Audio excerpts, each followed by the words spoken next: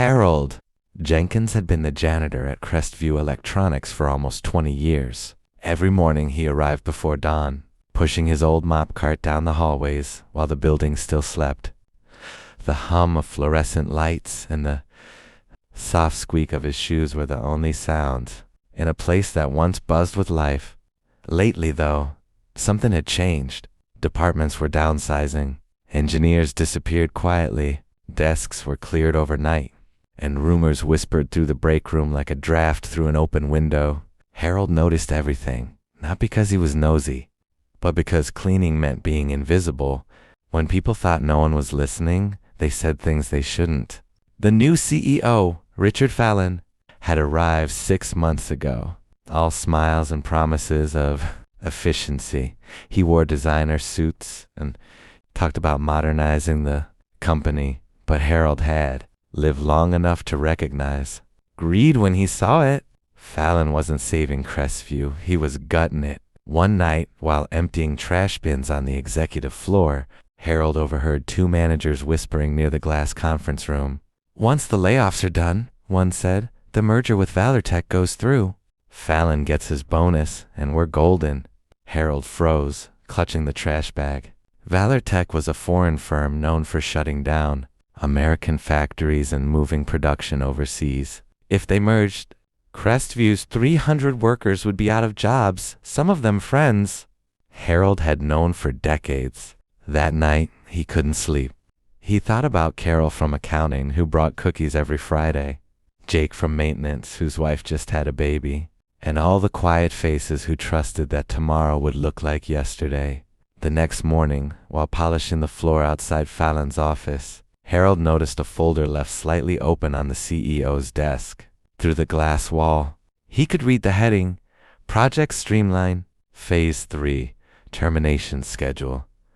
His stomach sank. He realized something no one else had. He had more access to the building, to files, and to people than anyone else in the company. Fallon didn't even lock his office half the time. For the first time in 20 years, Harold didn't feel invisible. He felt powerful. He picked up his mop, stared at his reflection in the glossy floor, and whispered, "You think I'm just the janitor? Let's see who cleans up your mess." The next few days, Harold began to notice things he'd never paid attention to before.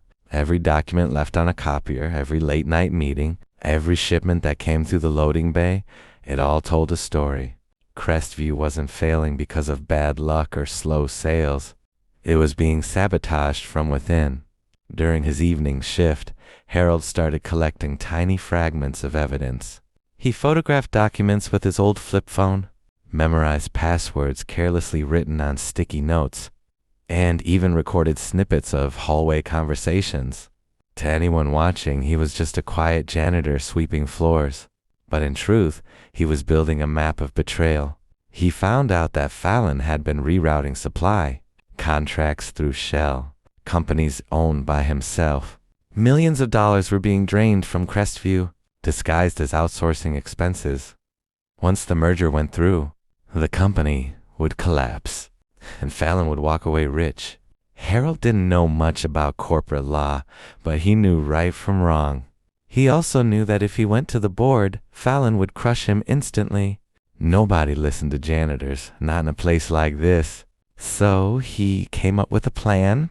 Every night when the office emptied, Harold cleaned the executive floor a little slower. He used those hours to copy files from unlocked computers, hiding USB drives in his mop bucket under the rags. He scanned old invoices, took photos of confidential memos, and emailed them to a secret address he created under the name C. Sparks. By the end of the week, he had enough proof to make any lawyer's jaw drop. But evidence wasn't enough. He needed someone who could use it, someone who'd believe him. He thought of Maria, a young HR assistant who always greeted him kindly. She was sharp, honest, and one of the few people who treated him like a person, not background noise. Late one evening, Harold caught her on her way out. "Maria," he said quietly, glancing around, "what would you do if you found out something bad?" Something real bad was happening upstairs. She looked at him, puzzled. "Like what? Like someone trying to sell this place out from under us?" Her eyes widened. Harold, you should be careful saying things like that. He smiled faintly. Yeah, I figured as much. Just keep your eyes open. That night, he sent the first email anonymously to Maria's inbox. Maria didn't sleep that night. The anonymous email was short. Just a few scanned invoices and an unsigned note that read, "They're selling Crestview from the inside. Follow the money. See Sparks." At first she thought it was some kind of prank, but when she checked the supplier IDs and payment records, the numbers didn't add up. Contracts that should have gone to trusted vendors were being paid to companies that didn't exist 6 months ago. Millions were vanishing under consulting fees and logistics adjustments. The next morning, Maria confronted Fallon's secretary, casually asking about one of the companies. The woman froze for a second too long. Maria felt a chill run down her spine. The message was real, and whoever sent it knew things nobody outside the boardroom should know. Over the next few days, Maria quietly verified every document. The deeper she dug, the uglier it got. Fallon wasn't just embezzling, he was deliberately bleeding the company dry to justify the merger. Once it happened, he'd shut down the local plant, fire 300 workers, and walk away with a golden parachute. She wanted to go to the authorities, but without proof of identity, the email meant nothing. See? Sparks could have been anyone, or worse, a setup. Then, one evening, as she was leaving work, she saw Harold mopping the floor near the elevators. His eyes met hers, tired, cautious, knowing. And suddenly, she understood. She waited until everyone was gone. Then she returned to the empty office. Harold was cleaning near the copier when she approached him quietly. "You're Sparks, aren't you?" Harold didn't look up. He just kept sweeping. "You shouldn't be here this late, Maria." She took a breath. "If I am right, then we need to talk. If I'm wrong, then forget I said anything." He stopped sweeping. For a long moment, the only sound was the hum of fluorescent lights. Then he looked up, and in his eyes was something between fear and resolve. "You really think they'll believe you?" he asked softly. "You're young. I'm a janitor. Fallon runs this place. He's got lawyers, friends, the board. They'll bury us before the truth gets out." "Then we don't give them the chance," Maria said. "We go public." Harold frowned. "Public?" She nodded. "If this hits the news first, they can't stop it. We just need one journalist who still cares about truth." He thought for a long time. Then, finally, he whispered, "I know who to call." By the end of the week, Harold and Maria had a plan. The anonymous emails had been carefully crafted to point to hard evidence without revealing Harold's identity. Now it was time to escalate. They arranged a secret meeting with a journalist Harold trusted, someone who had covered corporate scandals before and wouldn't be intimidated by legal threats. In a dimly lit coffee shop, Harold handed over a USB drive hidden in a folded napkin. "Everything is here," he said softly, eyes scanning the room. "Invoices, contracts, maintenance logs, emails. It's all documented." The journalist, a sharp woman named Linda, leaned in, curiosity flickering in her eyes. "You're saying Fallon is intentionally ruining the company for personal gain?" Harold nodded. "Yes, he's outsourcing jobs overseas, embezzling millions, and if nobody stops him, 300 people lose their livelihoods, and the company collapses anyway." Linda paused, studying his calm, tired face. "And you're the janitor?" Harold shrugged. "I see things most people don't. I've been invisible long enough to notice patterns nobody else catches." Over the next 2 days, Linda verified every document. The corruption was worse than anyone imagined. Shell companies, falsified invoices, doctored maintenance logs. Every piece of evidence pointed directly to Fallon. Meanwhile, Harold returned to his nightly cleaning routine, pretending nothing had changed. He swept floors and polished tiles with the same meticulous care as always. But inside, his mind raced with anticipation. He knew the story's publication would shake the company to its core, and that he had only one shot to protect his colleagues. When the article finally went live, the newsroom buzzed with activity. Screens flashed headlines. Crestview Electronics corruption exposed, 300 jobs at risk. CEO, under investigation. Employees flooded the office whispering, reading the article on phones and tablets. Faces turned to each other, shock and relief mixing in equal measure. Managers who once sneered at Harold now looked uneasy. He stayed in the background, blending into shadows and corridors. Nobody suspected him. Nobody knew that the quiet janitor, the man who everyone overlooked, had orchestrated the leak. But Harold didn't care about recognition. His victory was simple. The story was out. The employees' livelihoods were saved, at least for now. And somewhere, deep down, he felt the first stirrings of justice in a place that had long been ruled by greed. The morning after the expose, the atmosphere at Crestview was electric. Employees whispered in hallways, trading shocked glances, while managers scuttled around nervously, trying to contain the fallout.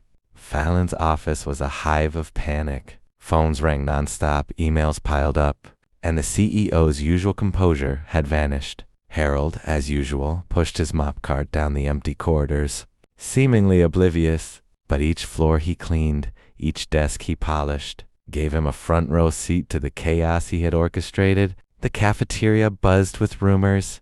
People speculated wildly about who had leaked the story. It had to be someone inside, one engineer said.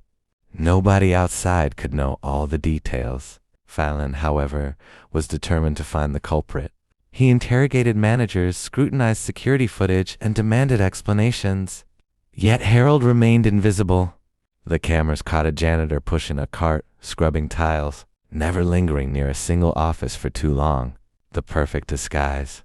Maria, meanwhile, worked behind the scenes, guiding employees and gathering statements to protect their colleagues. She coordinated with the journalist, ensuring no misstep could jeopardize the case.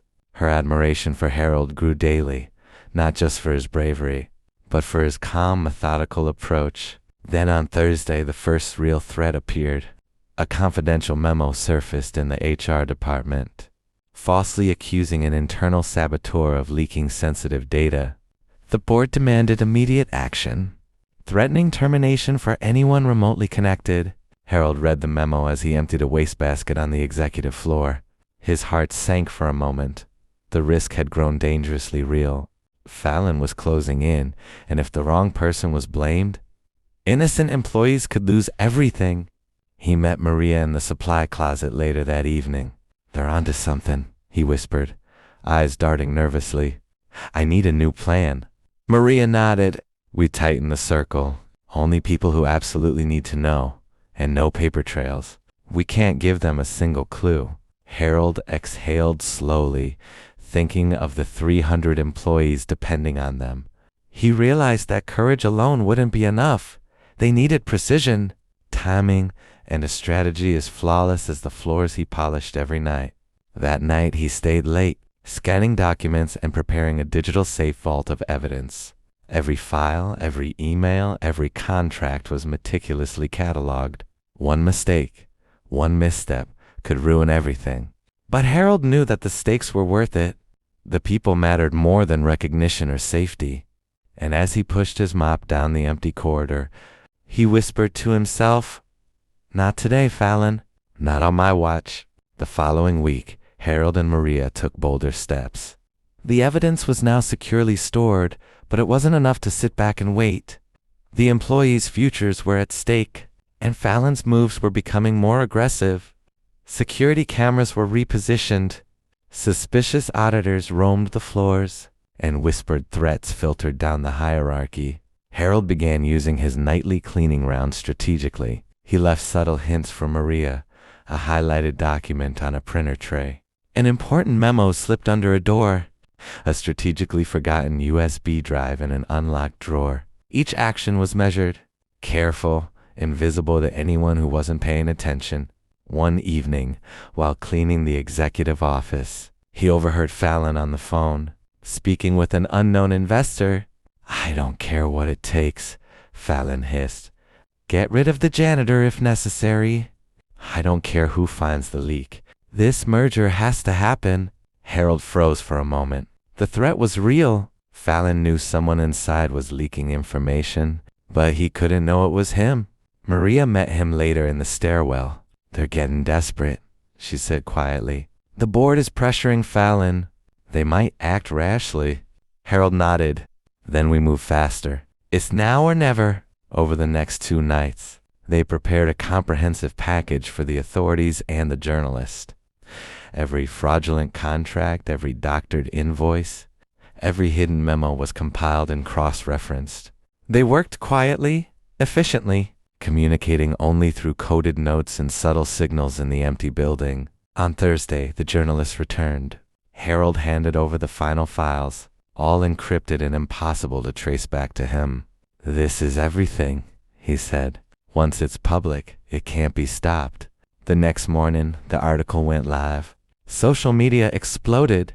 Employees shared the news, and even some board members couldn't deny the evidence. Fallon's office was a storm of calls, threats, and frantic damage control. Harold, pushing his mop in the shadows, finally allowed himself a small smile. The invisible janitor had become the architect of justice.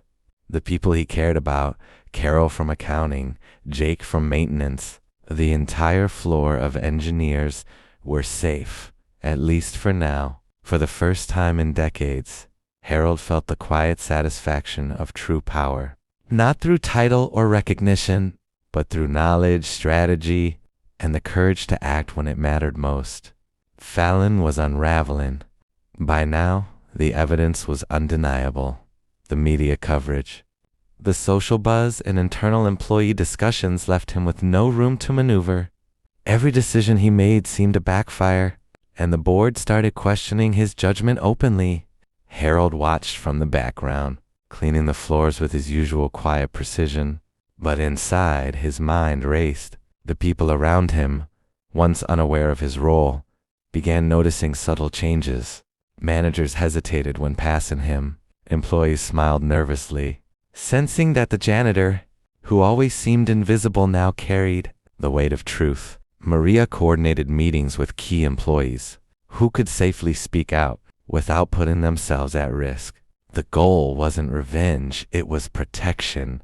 Every step had to be precise, because one mistake could undo weeks of careful planning. Then, it happened. Fallon called an emergency board meeting, demanding immediate explanations for the leaks.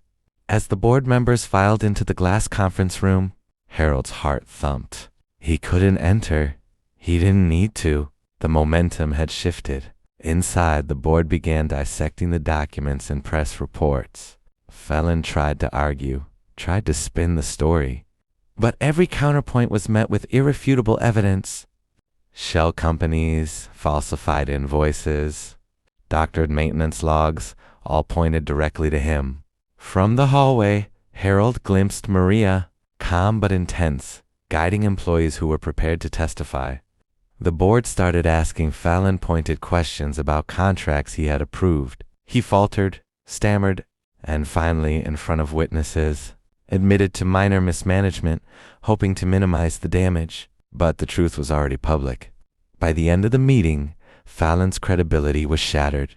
Shareholders demanded his resignation, and regulatory authorities began investigations. He slumped in his chair, realizing that the empire he had tried to build on deception was crumbling. Harold, still unseen, allowed himself a small smile. This wasn't about glory or recognition, it was about justice. And the people he had silently watched over for decades finally had a chance to thrive. The corridors he cleaned every night no longer felt like a routine of invisibility. They were the pathways of influence, the quiet veins of truth flowing through a company once corrupted. Harold had done what few would dare. He outsmarted the powerful, preserved hundreds of jobs, and reminded everyone that courage doesn't always wear a suit. Weeks later, Crestview Electronics began to stabilize. The board had appointed interim management. Auditors were sifting through every transaction, and employees returned to work with cautious optimism. The fear that had hung over the halls like a dense fog was finally lifting. Harold continued his nightly rounds, pushing his mop quietly through the corridors. But something had changed. The janitor who had once been invisible was now a silent legend among the staff. People whispered about the guardian of the floors who had saved them, company from collapse. They didn't know his name, only his presence. Maria stayed close, helping employees adjust, ensuring no one faced retaliation. Together, they became the invisible backbone of a company reborn. For her, admiration for Harold grew into respect, and sometimes a quiet smile shared between them spoke volumes. Fallon, meanwhile, faced a cascade of consequences. Regulatory authorities froze his assets. The media painted him as a cautionary tale of greed and arrogance, and he was eventually forced to resign. Legal proceedings loomed over him like storm clouds, a reminder that deception always leaves a trail. One evening, Harold leaned on his mop outside the executive offices, looking at the quiet lights of the building. The air was still, the hum of fluorescent bulbs softer now, almost like a sigh of relief. He thought of the 300 employees who had their livelihoods preserved, of Maria, who had trusted him blindly, and of the countless moments where courage had been tempered by patience. He whispered to himself, almost inaudibly, "Justice doesn't need a title, only resolve." And then, as he pushed his mop down the final corridor, he allowed himself a small private smile. The quiet janitor had outsmarted the powerful, preserved lives, and proved that even the most overlooked individuals could change the course of hundreds of lives. The building, once a stage for greed and deceit, now hummed with possibility.